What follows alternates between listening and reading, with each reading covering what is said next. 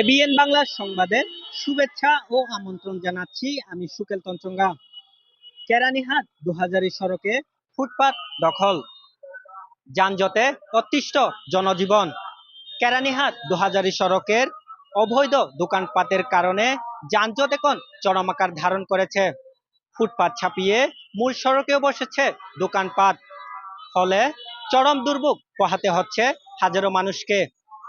চট্টগ্রাম কক্সবাজার মহাসড়কের অন্যতম গুরুত্বপূর্ণ অংশ কেরানীহাট ২০০০ সড়ক, কিন্তু বড় একটি অংশ এখন সড়কের হকার ও অবৈধ ব্যবসায়ীদের দখলে।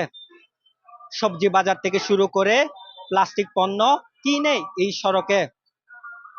আগে যে পথ যেতে ৫ মিনিট সময় লাগতো, সেখানে এখন আধা ঘন্টা ও তারও অধিক সময় লাগছে। সড়ক সরু হয়ে যাওয়ায় সামান্য বৃষ্টি বা কোনো বড় গাড়ি বিকল হলে সেখানে পুরো রাস্তা স্থবির হয়ে পড়ে।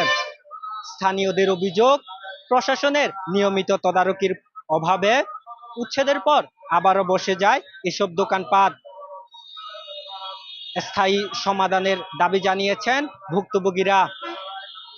কেরানীহাট ২০০০ সড়কের যানজট নিরসনে শুধু অভিযান নয়, বরং স্থায়ী তদারকি ও হকারদের বিকল্প ব্যবস্থার প্রয়োজন বলে মনে করছেন সংশ্লিষ্টরা। এতক্ষণ এবিএন বাংলার সঙ্গে থাকার জন্য অসংখ্য ধন্যবাদ।